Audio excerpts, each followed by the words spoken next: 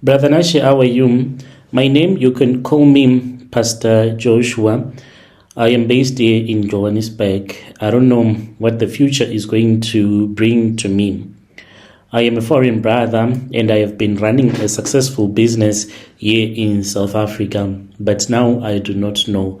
I used to think that I have everything figured out, but now I really do not know. My hands, they are dirty, they are full of blood, and I'm scared that I'm going back to the past. I had moved on from being an occult person, and now I am a pastor, but I am going back to become the person that I used to be. So right now, it's like I am living in hell, and I don't know what my future holds for me. It was in the year 2008, around that time. I was someone that was just trying to survive. I had been taught by my father.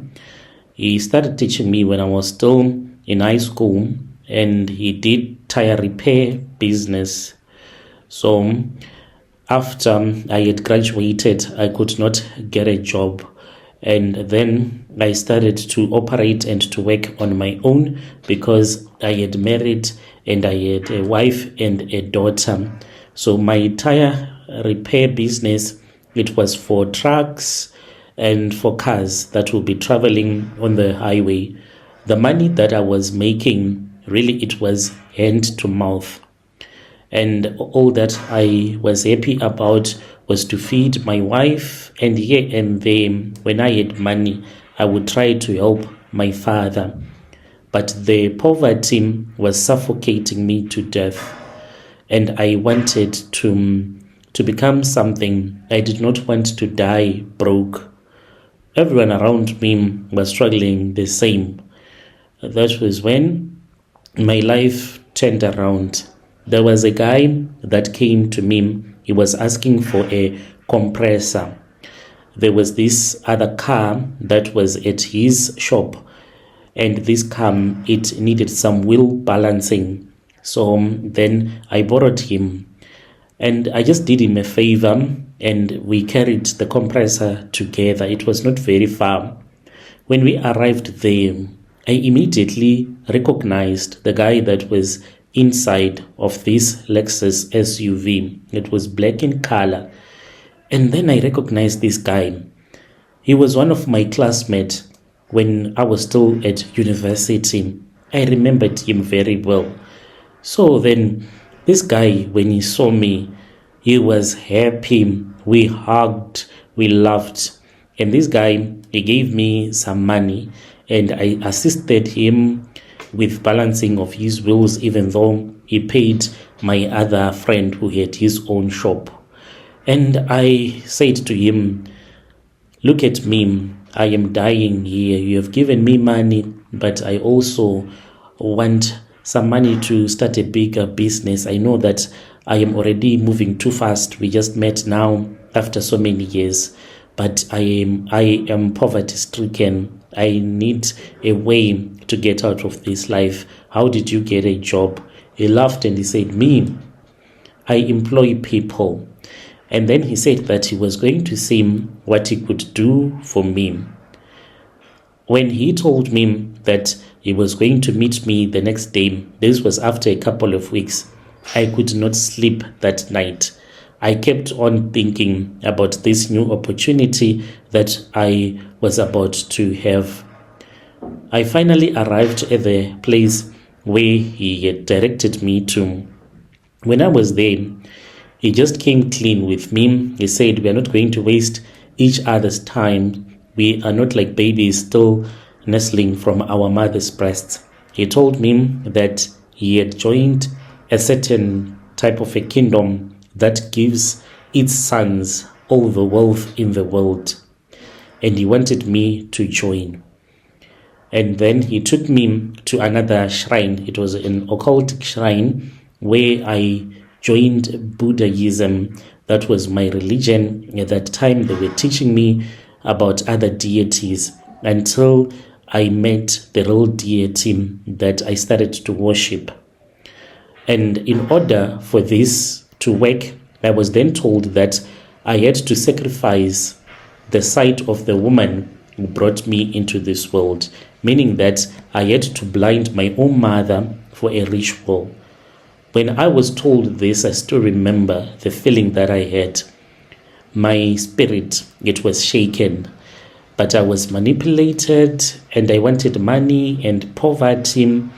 It made me to go ahead. I agreed to the terms of that covenant. And then that was when I was given some spiritual powder and I was given instructions. I traveled back to the village.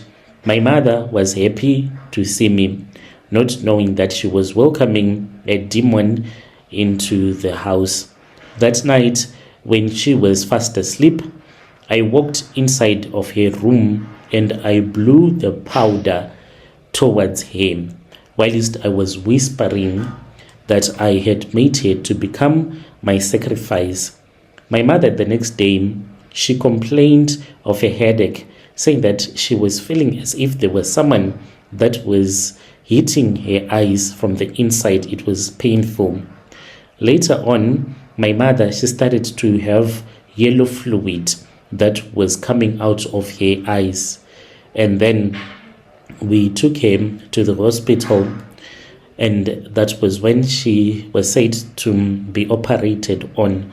The moment that they operated on her, she became partially blind until she was totally blind. When my mother became blind, then it meant that I had successfully completed the ritual and the covenant, and the money came into my life. I was no longer that person that was just struggling by the side of the road. We started by renting a nice house in Lagos. I did not even have a credit profile. I struggled when I was looking for a nice place to stay because I wanted to stay in the same area where my friend was staying in, because I did not want people to suddenly realize the change of my life. So they wanted at least a credit profile, and I had no salary, nothing. So then I finally got the place. From there on, I started to bank my money and I started to enjoy. I had a wife, but I was openly cheating on my wife. I would go to Dubai with women I would enjoy. I was given one rule. If my mother wanted anything, I was not supposed to be the one that will hand her money directly. My wife was the one that would always go to the village with groceries so that she can have something to eat. So I kept on enjoying money. Once you taste beautiful women, when you have choice, any woman that you want can become yours. The more they give you the money, the more that they would want you to sacrifice. The first sacrifice that I felt was that of my daughter. I felt to sacrifice, and I was told that I had to make my mom to become a crippled. And my mother, one day, she woke up from her bed without calling my sister, who used to lead her wherever she wanted to go to. As she was going outside, she fell down and she had her knee. They operated her. I never visited her when she was sick. So this was the devil taking what belonged to him because I had failed to sacrifice what he wanted. I then met this other woman. She was 22 years old, studying at a university. She was called Mercy, and I loved him. I wanted to marry him and dump my wife because my wife already, she was boring me. Whenever she would pray, I would feel like I am being soaked in a hot tub that is full of water that has been boiling.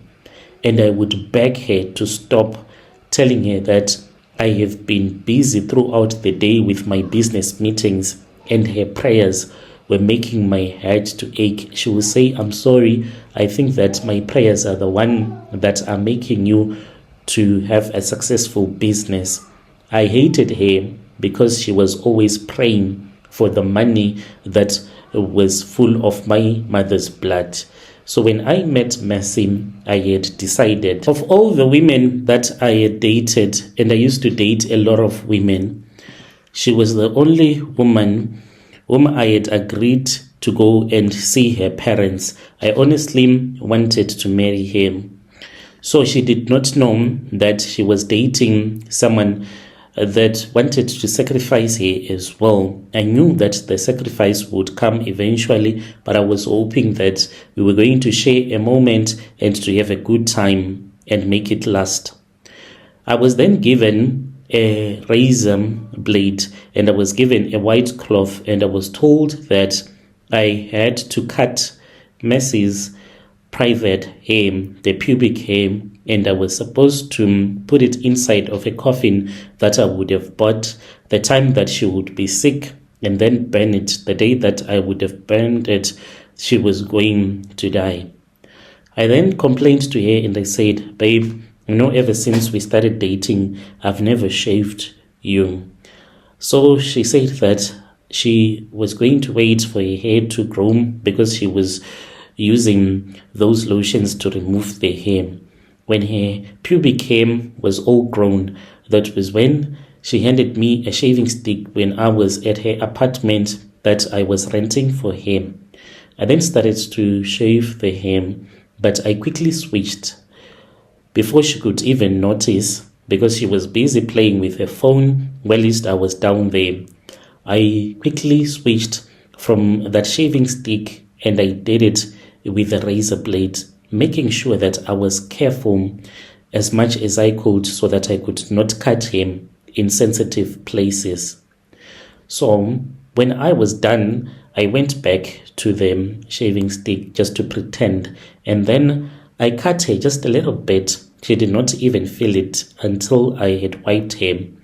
I wiped him with that same white cloth, and she saw me holding the shaving stick. She did not even suspect a thing. After that, I collected the hair and I wrapped it in that white cloth. I pretended as if I had thrown it into the refuse bin, but I put it into the pocket of my jacket with that razor blade. The next morning, I rushed over and I bought a coffin. This coffin, I took it and I kept it in my bedroom. She started to get so sick. She was really sick, but I felt to sacrifice her. The day when I was supposed to sacrifice her, when I wanted to burn the pubic hair, the razor blade and everything, inside of my room, I saw a lion. I don't know how to explain it, but there was a lion that suddenly appeared and I lost my mind. When I woke up about 3 hours later, I had walked probably maybe between 50 to 60 kilometers from my house. I was walking and all that I had was a short and with no t-shirt, no shoes, nothing. And then I returned back to my place. I burnt that coffin and I reported the issue that I have felt. Since I had felt, I was then told that I had to sacrifice another person, in which I've tried to do it. I was supposed to look for a mad woman that I had to kill physically, for the blood was needed, but I tried and I failed.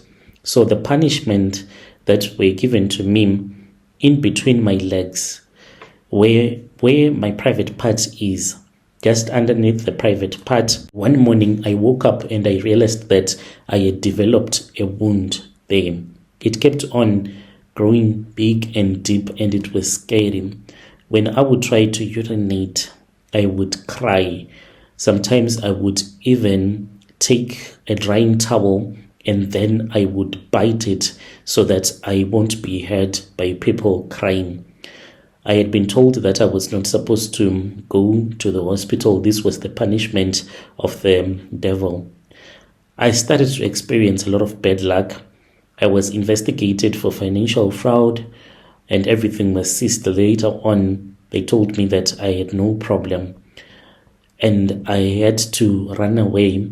The only place that I ran to was to church, where they prayed for me when I confessed everything to the pastor.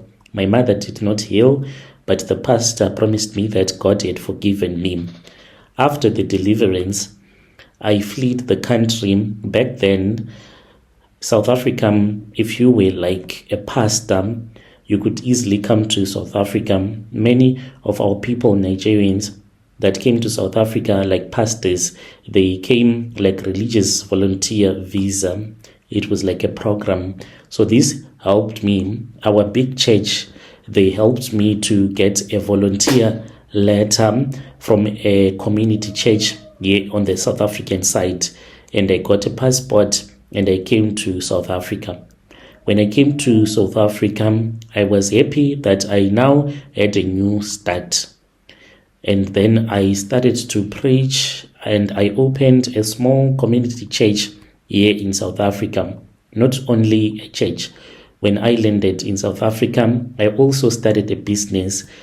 Back home, I knew all about tires. And here again, I started to do the same business of fixing tires. I started really small. I had my own boys. We would fix these big trucks and the trailers. We would fix the tires. Yes, me. I would fix those tires. So when I started, there was no one who was offering services that is called 24-hour. Maybe if a truck or a bus is stuck with a blown out tire, then people that knew me would call me. No matter the time of the day, me and my boys will go and fix it. I quickly grew, and then I started to buy tires in bulk from China. I actually traveled to China, and I would buy from China, and I would even supply other companies here in Joburg. So I just built my church, and I've been living a normal life. So the problem right now is that as the years went by, I just relaxed and I never bothered about my visa, because that old volunteer visa, it never worked again. So I tried later on to apply for a formal business permit, permanent residence, but the things that they talk about, it is just too much. You are never going to qualify unless maybe you are from Europe. Maybe you can qualify, but if you are a small businessman, you will never qualify. So I just did what I could do to survive. I can't go into the details. So I just kept on operating my company, but I was doing what they call a waiver that has been keeping me in the country. So when you are doing a waiver, you are waiting for a court decision sometimes. So you are not fully legal or fully illegal. You are just standing in the middle waiting for your time. So about 2 years or 3 years back, there was another guy who wanted to start his own business right next to where we had started. So I started to see that these people, they wanted to push me out because I had been renting out from the Indian, and they have seen how I have been growing. So they started to charge me a lot of rentals, a lot of stuff. So then later on, they stopped. And 2 months ago, that was when they came to my site, like the Department of Labor. They came alone. The challenge that they faced in my company is that I do have 2 guys that I had brought from Nigeria. These are old friends that used to also do tire business in Nigeria. So I brought them here because they are good at hot vulcanizing and tire retreading. So these were the guys that I brought here. So the challenge also is that they did not have papers. So now we can't operate anymore. So now I'm thinking about going back home. And when I go back home, I know that the only door that is going to be open for me, there is only one door. Because the only life that I know is for now, ever since I came to South Africa, I thought that God was on my side. The other thing that I did not tell you is that when I was initiated, I was given a woman that was my spiritual wife. Even though I would sleep with other women, but I had a spiritual wife that would regularly visit me. And at night, if I was sleeping with a woman, if it happened that she would wake up, she would actually see me naked, kneeling on the bed, making love to a woman that she could not see, but I would be seeing that woman. So ever since I came to South Africa and received Christ, I had never seen or felt her presence ever again. She was permanently gone because the pastors, they had prayed for me. But what is troubling me is that ever since my life has become hard, this woman, I have been having dreams about her. When she comes to me, she is happy, very happy, and she is wearing a wedding gown. She is very happy looking at me, and I know that she is waiting for me in Nigeria.